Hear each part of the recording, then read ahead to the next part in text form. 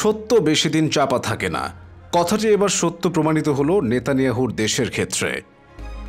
ইরানের রাজধানী তেহরানে গত ৩১ জুলাই গুপ্ত হত্যার শিকার হন ফিলিস্তিনি স্বাধীনতাকামী গোষ্ঠী হামাসের রাজনৈতিক শাখার প্রধান ইসমাইল হানিয়া।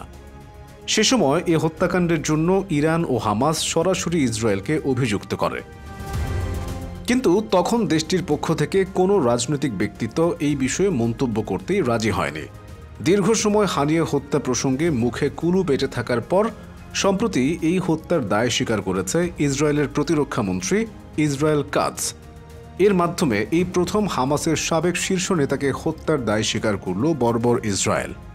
সোমবার টেলিভিশনে সম্প্রচারিত এক ভাষণে ইসরায়েল কাটজ বলেন, গত কয়েকদিন ধরে ইসরায়েলকে লক্ষ্য করে ক্ষেপণাস্ত্র ছুড়ছে হুথি বিদ্রোহীরা।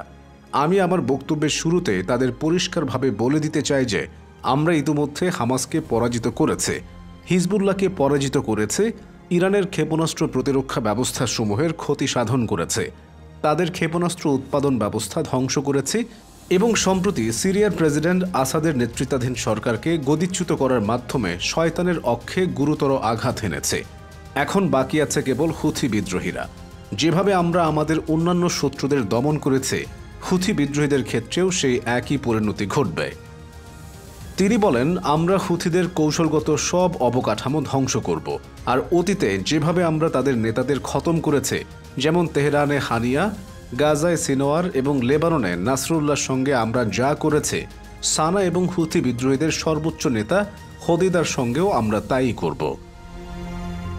ইসরায়েলি দৈনিক হারেটসের প্রতিবেদনের বরাতে জানা যায়, দুদিন আগে হুথি গোষ্ঠী ইসরায়েলের কার্যত রাজধানী তেল আবিবে ব্যালিস্টিক ক্ষেপণাস্ত্র হামলার পর এই কথা বললেন ইসরায়েল কাটজ।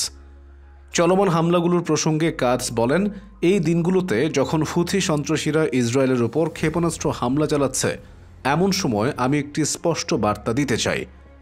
আমরা হুথি সন্ত্রাসী সংগঠনকে কঠোর হামলা চালিয়ে পক্ষাঘাতগ্রস্ত করে দেব। উল্লেখ্য যে গাজায় ইসরায়েলের হামলার প্রতি সংহতি প্রকাশ করে হুথি বিদ্রোহীরা লোহিত সাগরে আন্তর্জাতিক জলপথে ইসরায়েলি কার্গো জাহাজ বা তেল আবিবের সঙ্গে সম্পর্কযুক্ত জাহাজগুলোকে হামলা চালিয়েছে। গাজায় আক্রমণ বন্ধ না হওয়া পর্যন্ত অপারেশন চালিয়ে যাওয়ার প্রতিজ্ঞা করেছে তারা। সাম্প্রতিক সময়ে ইয়েমেনের হুথি যোদ্ধারা ইসরায়েলের সাথে তীব্র পাল্টাপাল্টি সংঘাতে লিপ্ত রয়েছে। এই পরিস্থিতিতে ইসরায়েলের প্রতিরক্ষা মন্ত্রীর এমন হুমকি স্বাভাবিকভাবেই উত্তেজনার পারদ চূড়ায় পৌঁছে দেবে বলে আশঙ্কা করা হচ্ছে।